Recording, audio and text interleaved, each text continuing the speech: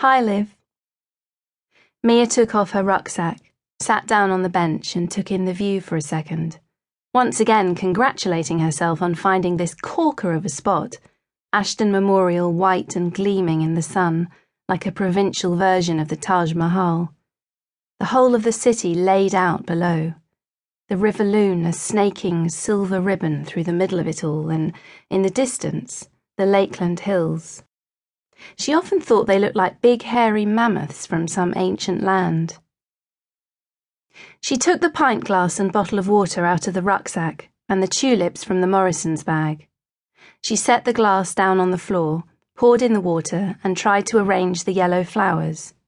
She tutted at herself for not thinking to bring scissors, since the stalks were so long and so they didn't sit in the glass at all, but splayed all over the place, most of them toppling onto the grass.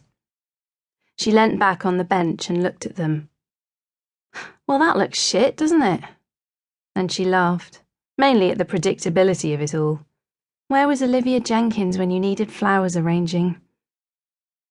Mia moved right to the other end of the bench, so she was nowhere near the buggy, and took the packet of Golden Virginia and the Rizzlers out of her jacket pocket. She pulled her hoodie over her knees.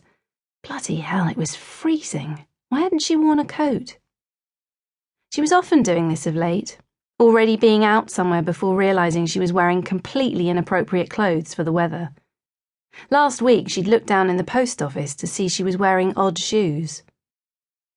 She rolled a cigarette, glanced at the back of the buggy, felt a slight tug of guilt but pressed on. Must press on, as Olivia would say.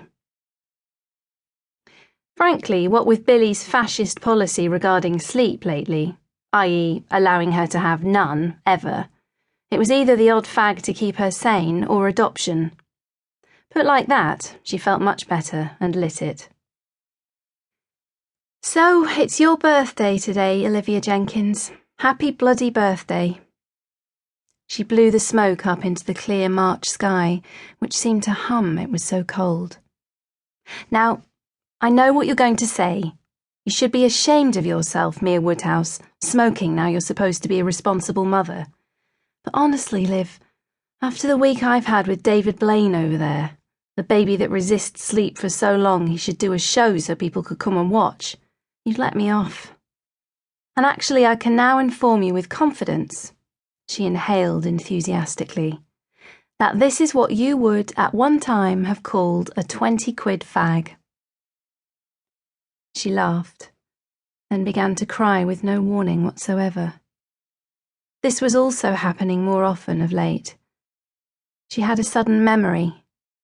Liv, lying on Fraser on the beach in Ibiza, topped by that ridiculous visor she'd insisted on wearing for the whole fortnight so she looked like an OAP from Florida, coming out with just that. 20-quid fag, this. A fag so good she'd paid 20 quid for it. Everyone had laughed and laughed. Do you remember how you always used to say that, Liv?